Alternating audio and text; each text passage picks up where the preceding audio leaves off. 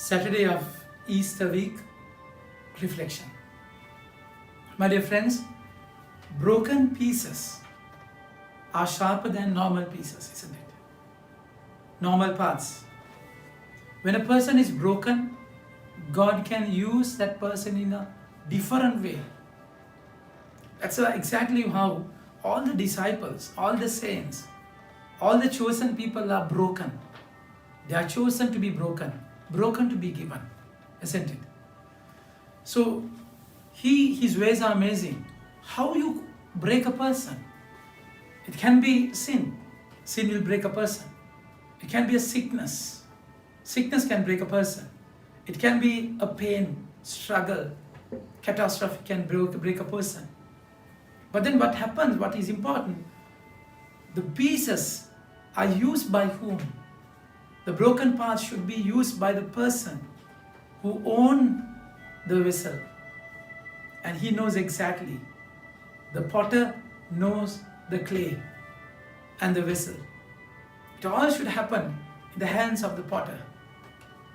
If you miss that hand, miss that focus, miss that concentration by the potter, you will lose many things in life. So in the first reading we find how these broken people were used by God in a very strong way and very strange way.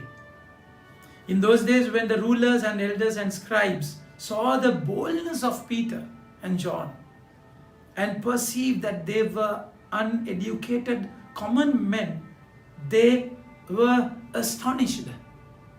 So that's exactly the power of the broken man. In Psalm 38, 34 beautifully says in chapter verse 13, verse 18 it is said, He will never despise a broken heart. In Psalm number 51, verse 16 to 18 we find, He will accept the broken heart as of a tree. He will love that person. So that's exactly how you should look at your brokenness. And these people are very strong. Strong because a person, if the broken person is broken, there's nothing to protect, isn't it? I mean, if you are broken, there's no value in the world. So there's not, you don't expect anything from the world once you are broken. You're broken by the world. And you don't have anything to protect. And you are least bothered about the world. So you speak whatever you have to speak. You do whatever you have to do. So you're not governed by the world because you are least bothered about the worldly point of view about yourself because you're lost there, you're done in their hands. So this is a blessing when you are despised by the world. And they're so strong and they recognize that they had been with Jesus. But seeing the man who was healed standing beside them, they had nothing to say in opposition. But when they had commanded them to leave the council, they conferred with one another saying, What shall we do with these men?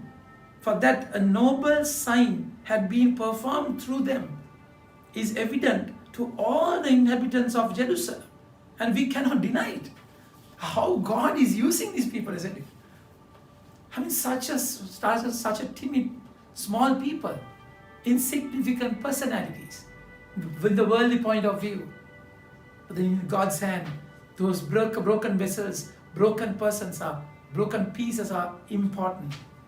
He can use it in whatever in the way He wants to be used.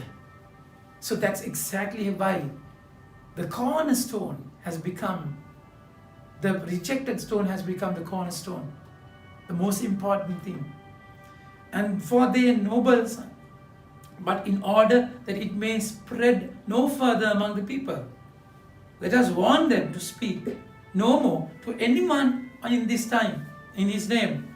And they call them and charge them, beating them like anything. Once you go through physical pain, mental agony, you tend to give up, isn't it? Give up what you hold on. But then they are least bothered about it. Your body, your feelings, your thinking is secondary to the faith that they had. It is a fact that Jesus lived with them. They say, let us warn them. So they called and charged them not to speak or teach at all in the name of Jesus.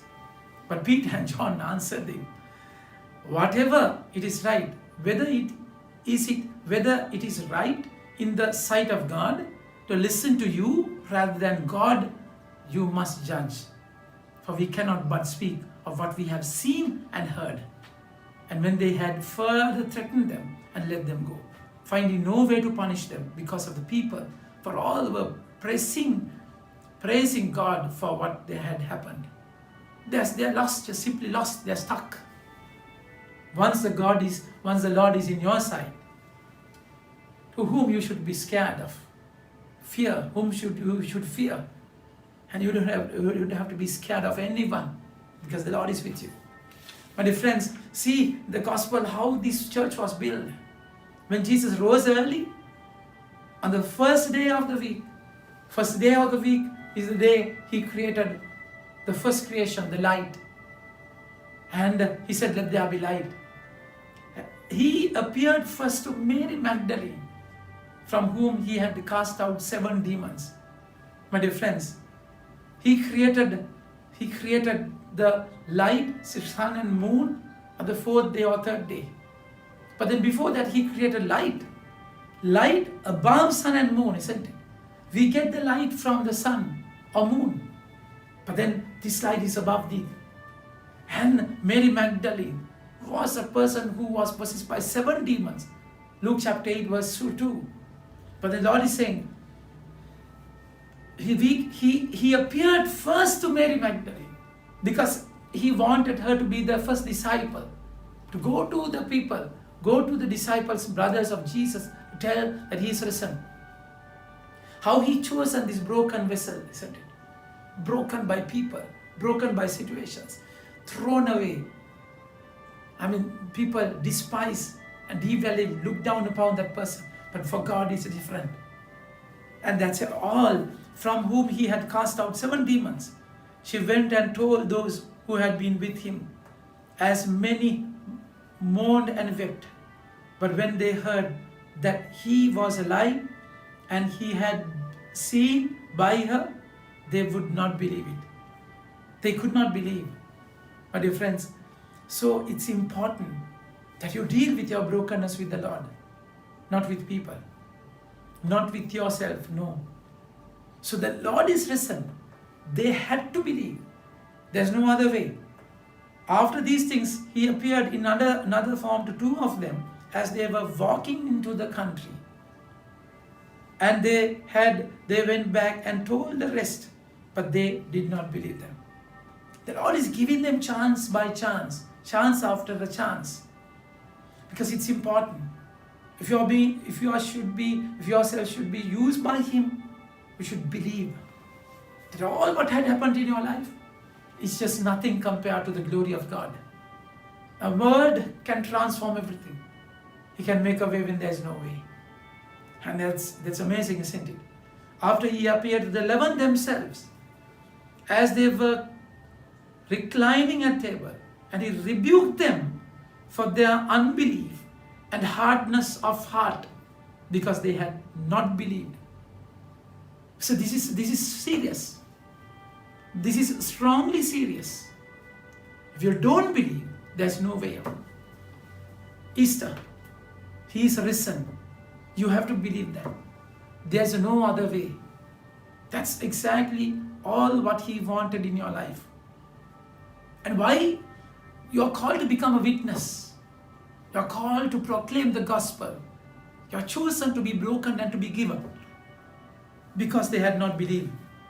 Those who saw him after he had risen, and he said to them, go into all the world and proclaim the gospel to the whole creation. Now this is the meaning of your life. Why he is chosen? A broken person like you, he has a mission with that, with yourself. You are chosen to be broken to be given for a mission. Amen. May God bless you.